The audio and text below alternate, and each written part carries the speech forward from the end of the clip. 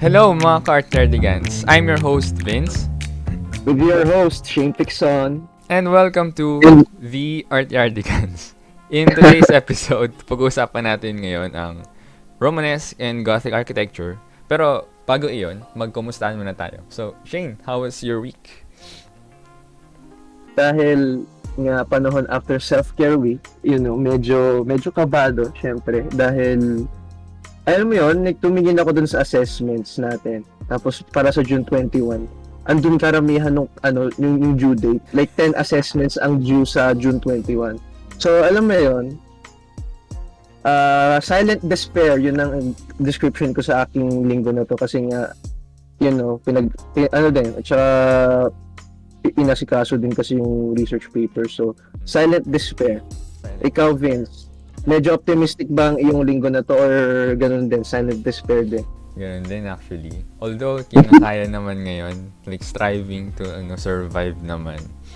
Mm. Pero hindi ko pa masasabing productive ang week ko kasi may mga gawa na rin kasi ako outside academics. So, try ko lang na i-cram sila in 1 week. Pero so far, may progress naman.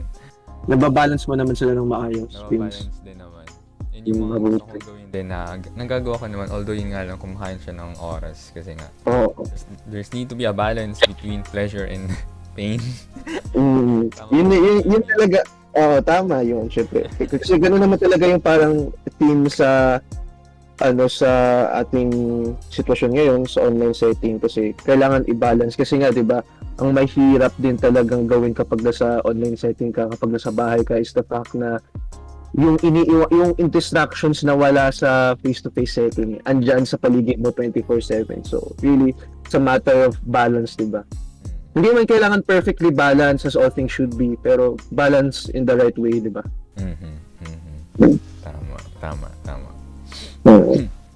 So ayun, simulan na natin yung topic natin. Let's go to what we really came here for is yung usapang Romanesque and Gothic art. So let's start with the Romanesque architecture. So the term Romanesque, meaning in the manner of the Romans, was first coined in the early 19th century.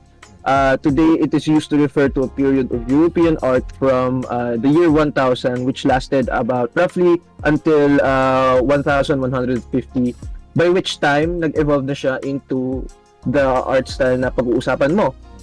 Romanesque art and architecture is really a fusion of Roman, Carolingian, and Ottonian, pati na rin Byzantine and local Germanic traditions. Because most examples din ng Romanesque art and architecture are usually related or depict religious subjects. The most famous examples ng Romanesque art na makikita talaga natin all throughout Europe are usually churches and painting within those churches, pati mga metalworks na rin.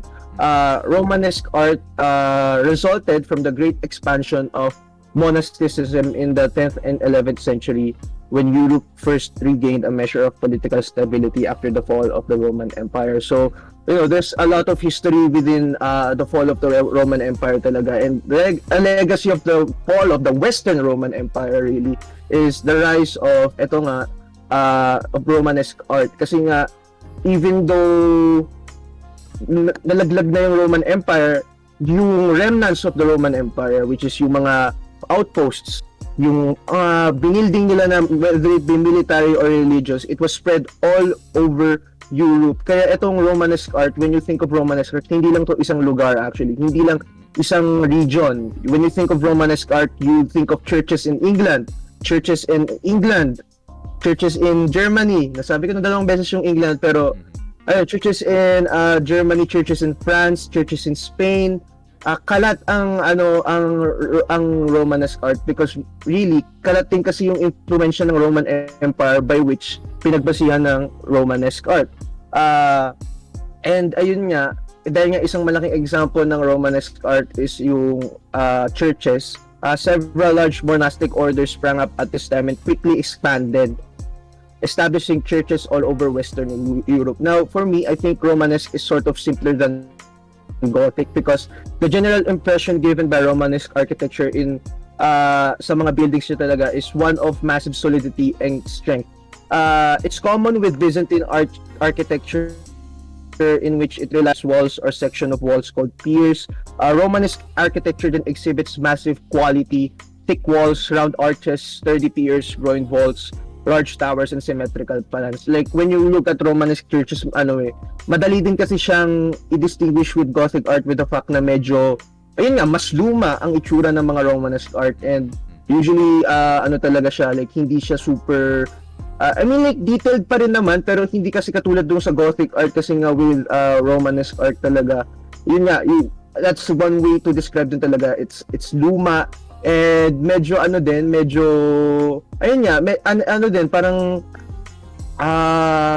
remnant din talaga ng Middle Ages, the fact na, yun nga, thick walls, medyo, when you look at Romanesque, maganda siya, pero may din talaga ng simplicity, medyo, alam mo yun, medyo depressing din tingnan yung ibang parts, kasi nga, thick wall, gray wall lang siya, or kaya, like walang kulay yung walls. Pero at the same time, when you look at Romanesque churches na talaga, they're still majestic. Not as majestic as Gothic, pero they're still majestic. And if titingnan mo naman din yung interior ng mga Gothic churches, ayun din, yung mga pillars, yung piers, yung walls talaga, they're really detailed, may decoration.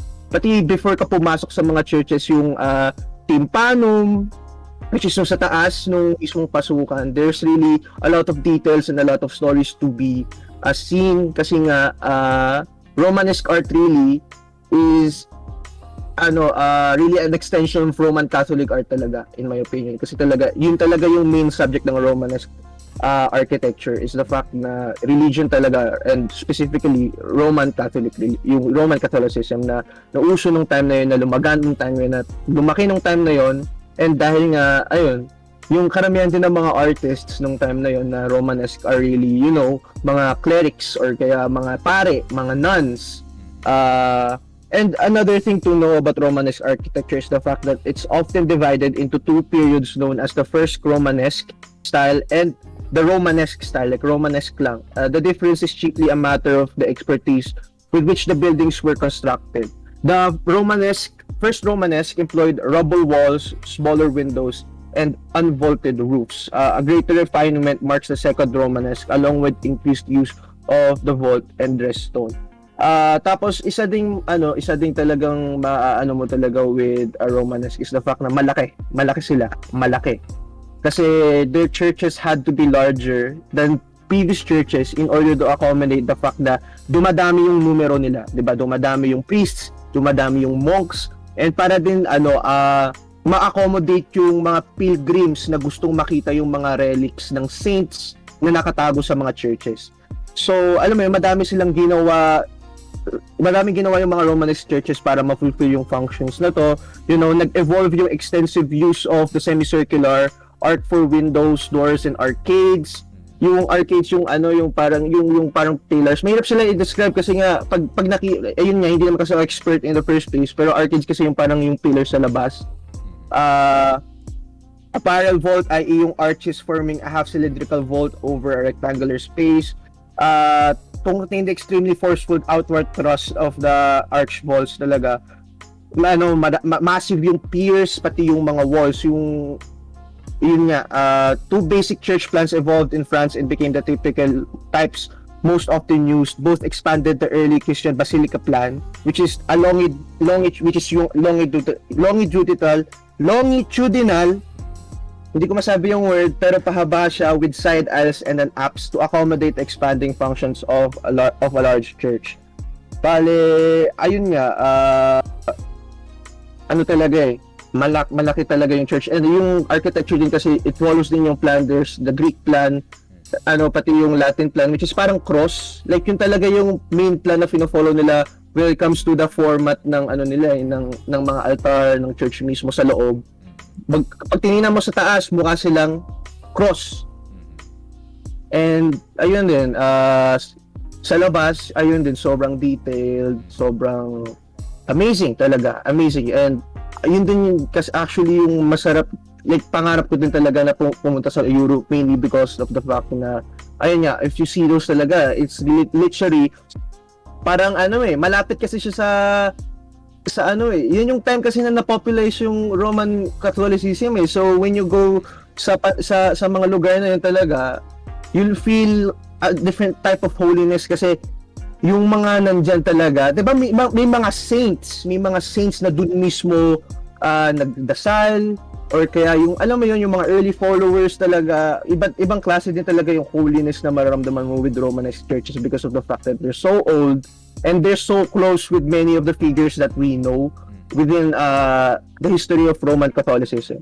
Tapos when it comes naman to artists, there's this one artist na maraming pangalan na he could be known as Gislebertus or kaya Giselbertus or Giselbertus or and usually followed siya with of Aton, basta it's Gislebertus, basta siya, he's a French Romanesque sculptor whose the creation of the cathedral of Saint Lazare at Autun, France, consisting of numerous doorways, tympanums, and capitals, represents some of the most original work of the period. Tapos meron din si Radovan, who is a Croatian sculptor and architect who live in Trogir in Croatia in the 13th century. He is commonly referred to as Maestro Radovan. Ang problema lang sa kanya is virtually no information exists about this personality, and yung career din ng artist like sobrang wala. Ang ano lang talaga, ang malalaman lang natin with Master Radovan is the fact na meron siyang ginawa for a Romanesque church, which is yung portal o yung pasukan of the Trogir Cathedral. Famous example ng Romanesque architecture na talaga na famous talaga, it's the Worms Cathedral in Germany. It displays a great variety of openings and arcades, including wheel and rose windows, many small simple windows, galleries, and Lombard courses. The cathedral is a pure basilica with two choirs and a transept. A central tower is located on the crossing, another over the western choir. Both choirs are flanked by two round staircase towers. The nave is vaulted in various ways. The central aisle has rear vaulting, while the side aisles have groin vaults. The apse of the west choir takes the form of an octagon and is decorated with various rose-set windows. Ang Worms Cathedral talaga is kakaiba talaga siya. Like, it has really deep history, deep significance din kasi nga it's really significant din talaga sa culture ng panahon na yun. I won't go much into the history, pero ayun yung masasabi ko talaga, sobrang deep ng history and significance niya sa kultura around Germany. Malaki siya. I hope isa din talaga doon sa ilalagay sa bucket list pagdating sa Germany, kasi isa din yung Germany sa mga gusto kong puntahan. Ilagay ko sa bucket list, and isa din siya sa mga pinakamalaking churches within the area.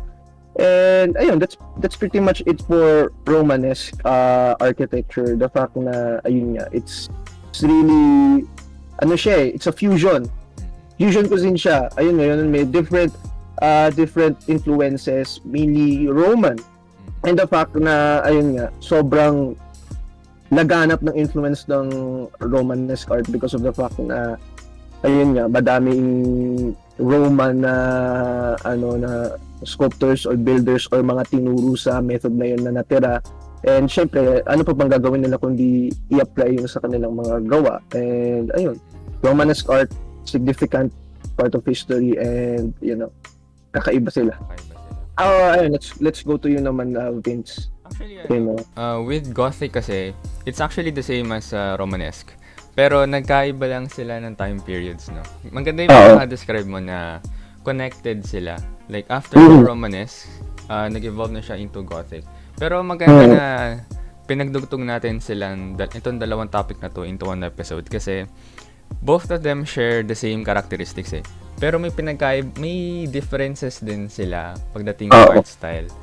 Kung mapapansin mo yung mga infrastructures na both Romanesque and Gothic style, may similarities actually sila pagdating sa kung paano sila tinayo and yung mga styles na apply sa kanila, yung mga elements na present dun sa nila sa mga arts, sculptures, and buildings na iyon. Pero sa Gothic kasi ang magiging focus natin sa Gothic is architecture lang, kasi mas naging prominent si Gothic, si architecture sa Gothic. Yung sculpture, yung painting, medyo ano yan, nag-subside yan kasi yun nga, sinabi mo 'di ba? Ang mga priests, ang mga clergies during that time nangangailangan sila ng buildings no para ma-accommodate nila yung mga Christian devotees, yung mga believers. So mas nang-focus sila sa infrastructure. Dadako na tayo sa Gothic.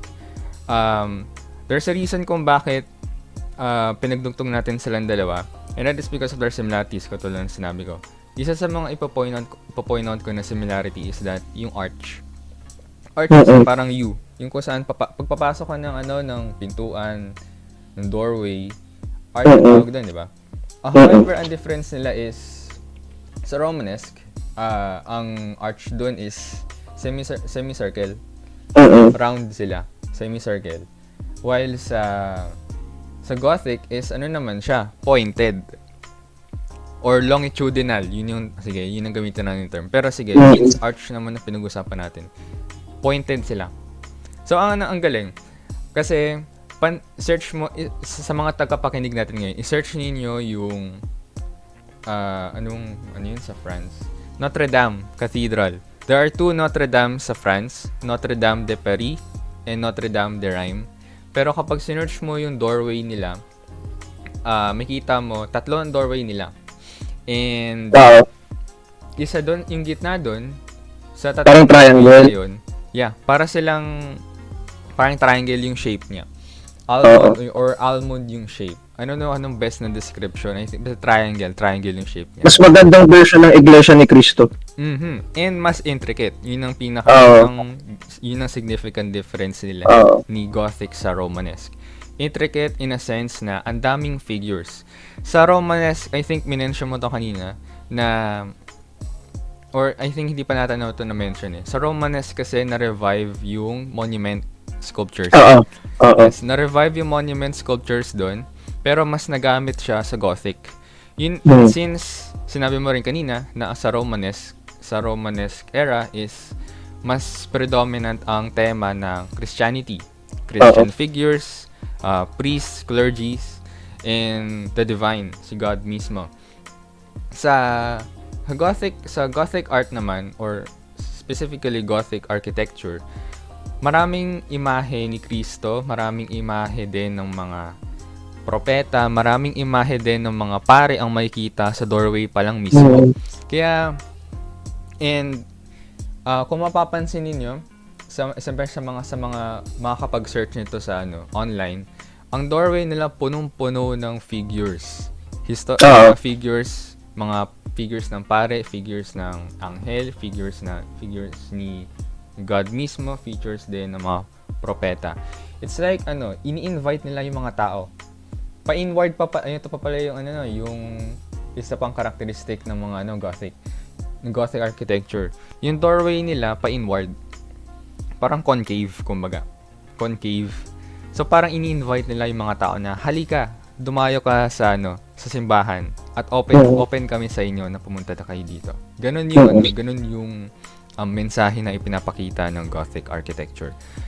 Then may mga recent scholars din, actually mga scholars of today, ang gumagawa na ng mga panibagong interpretations ng mga sculptures na ito na makita mo dun sa doorway.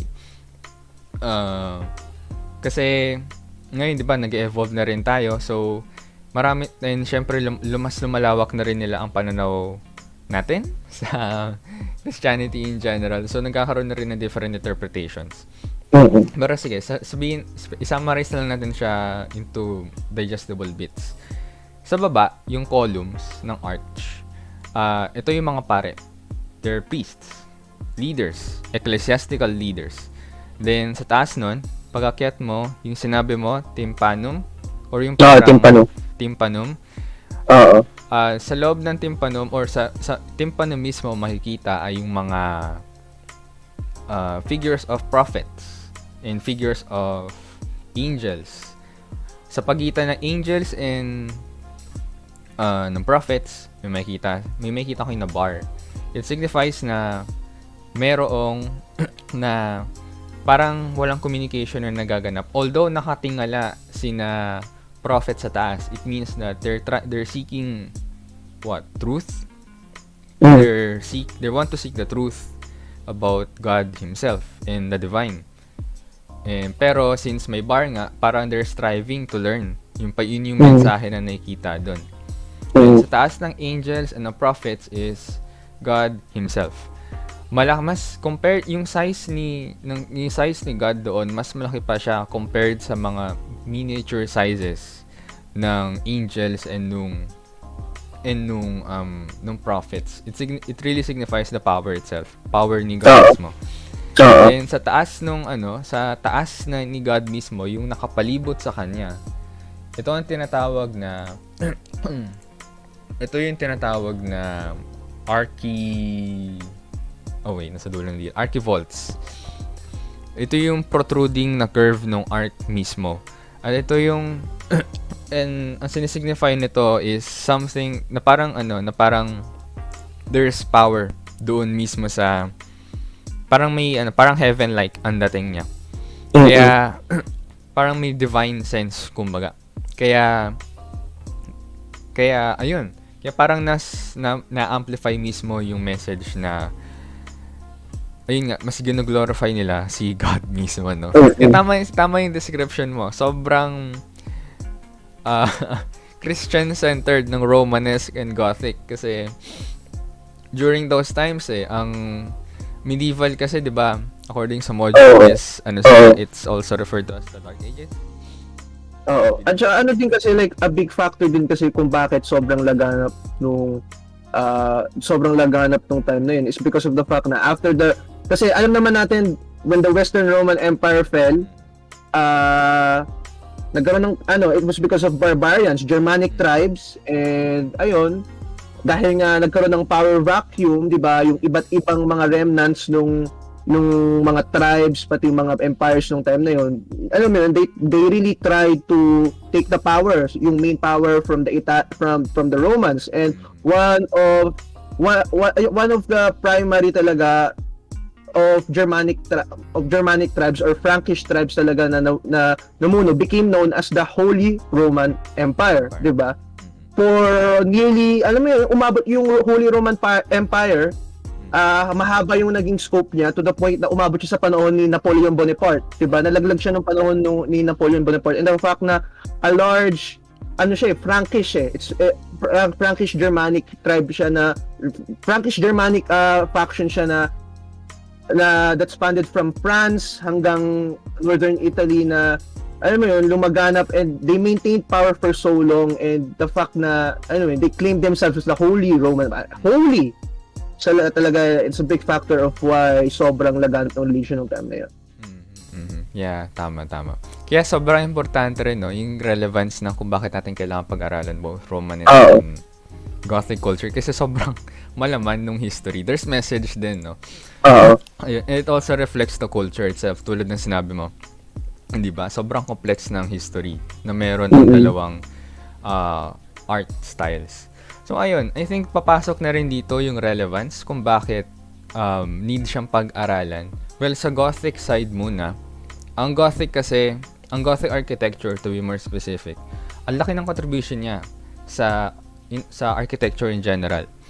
Ang tawag dito, yung design kasi ng Gothic architecture, it helps kung papaano sa mga tinulungan niya na ma-innovate kung paano mo bibigyan ng structural integrity yung gusali mo. There's this thing called wait, I forgot that term. Parang flying buttress. Yun yung title. Yun yung name. Flying buttress. It's not really a butt. Pero parang supporting arc. Parang siyang supporting arc na sinusuportahan yung main building mismo. Binilt yun kasi ang mga materials noon wala pang bakal. Or parang sobrang rare pa lang ng bakal, di ba? Oo. When it comes to bakal din kasi it's usually really just sa metal work, alam mo yun. Maliliit pa lang, hindi sobrang Oo. Kaya ang mga ginagamit din nila, stones, hindi ba? Mga ganun pa ganun Stones. pa yung mga materials na ginagamit nila. Mm-mm.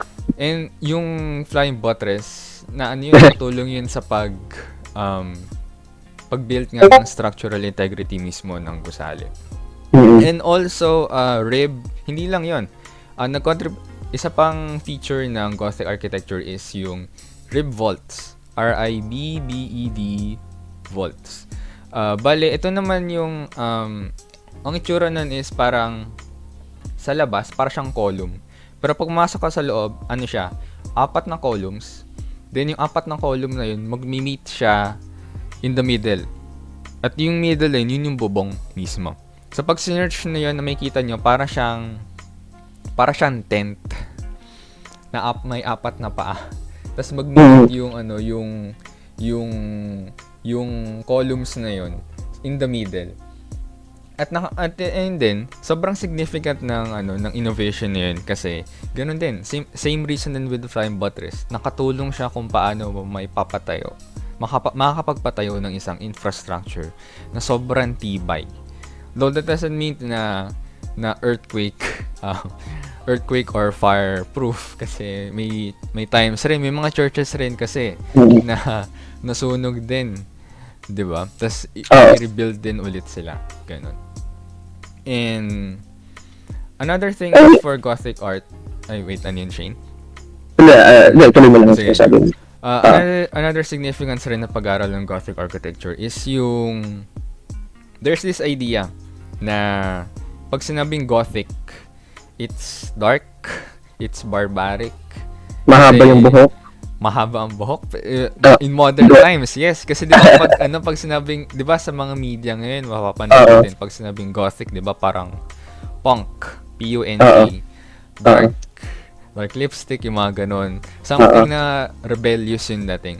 But in reality, pag sinabing kasi yung Gothic, it's intricate, yun yung tamang description niya, and divine, yun yung tema, yun yung vibe na pinoproject ng Gothic architecture, Gothic art in general. Yes. Kaya ang hirap ma-discern bakit naging definition ng Gothic is punk-ish or parang dark-ish yung type, rebellious. Ang labo. Kaya sobrang significant na pag-aralan yung topic na to. Another thing is ang Gothic. When it comes to Gothic pala, tanong ko lang, ang Gothic, like, meron din kasing tao, katulad ng Goths and Visigoths, anong kinalaman ng mga Germanic people na yon when it comes to Gothic, when it comes to Gothic architecture? The Goths, were nomadic German people that were predominantly known to be, against the Roman Empire. Pero, so parang may kinalaman, ano bang kinalaman nila sa Gothic architecture? According to scholars kasi, well, they believe before na ang Gothic architecture daw, Gothic art in general, naggaling daw sa Goth tribes. Goth tribes before are barbaric tribes. Pero wala namang makakapagpatunay na ang Goth architecture Gothic art ay nanggaling talaga sa Goth tribe kasi siya kasi 'di ba sabi ko lang kanina, ang Gothic art ay nanggaling siya sa Romanesque art. So, and given the fact na may similarities ang Gothic and Romanesque art, mahirap masabi na, or mahirap mapatunayan na ang Gothic art ay galing mismo sa Goths. Although, there's this, parang may argument pa rin kasi, di ba, na after the fall of Roman Empire, ang Goth tribes mismo ang nag-take control dun sa mga various regions sa Europe. So parang palaisipan pa rin na pag sinabing Gothic, it means barbaric kasi yung origin or yung pinaniniwalaang origin ng Gothic art is from the Goths. But in reality, wala naman talagang written documents na makakapagpatunay or any traces of patterns na makakapagpatunay na ang Gothic art talaga ay galing sa Goths. Ayun. So far, ang sagot dito is no, hindi sila galing sa Goths.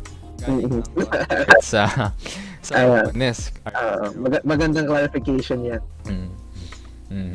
Ayun lang. Di ba sobrang ang juicy ng topic natin ngayon kasi sobrang complex ng Romanesque and Gothic art.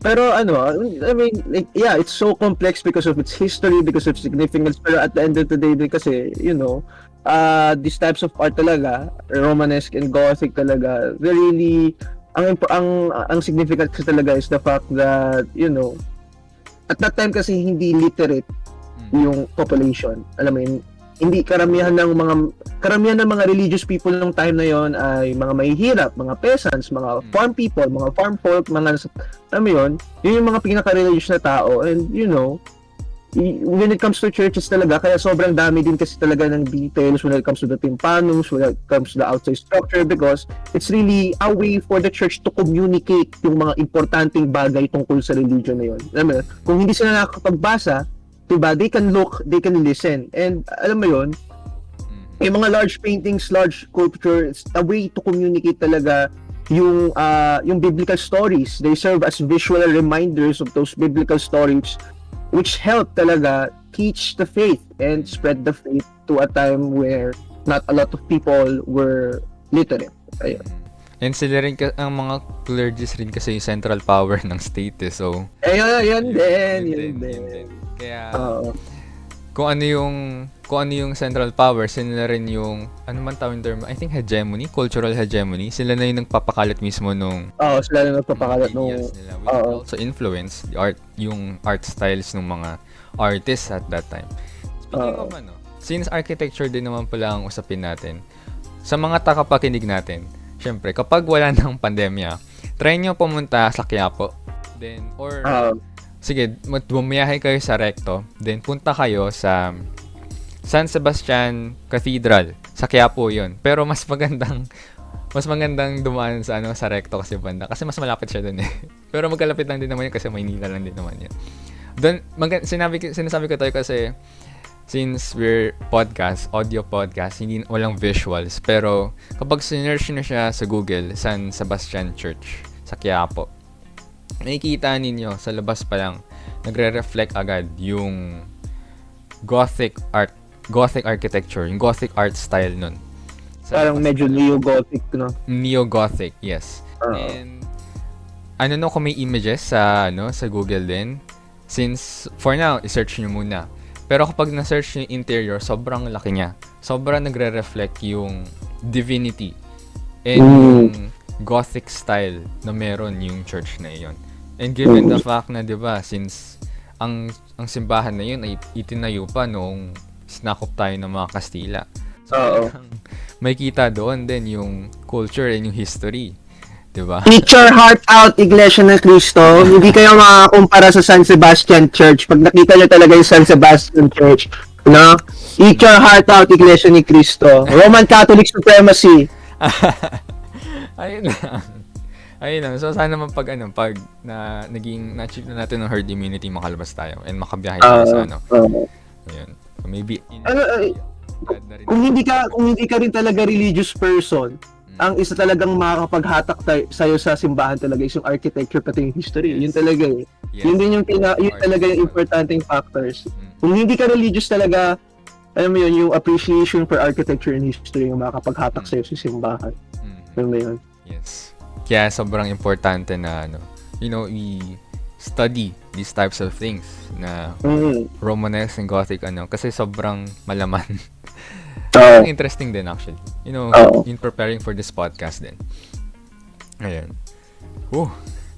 That is a long discussion. Long discussion kasi these two talaga have long histories. Long talaga. Yun talaga ang tamang term for Romanesque and Gothic. They're long, they're big, and they're impactful. At syempre hindi lang sa Romanesque and Gothic nagtatapos ang ating talakayan, no? Kasi in the next episode, pag-uusapan natin ang mga sumunod na art styles after ng Romanesque and Gothic. So abangan na yan. Pero hindi na kami, no? Hindi na after this discussion, most likely nagsawa kayo sa amin. Pero promise sa inyo, hindi na kami. Hindi na kami.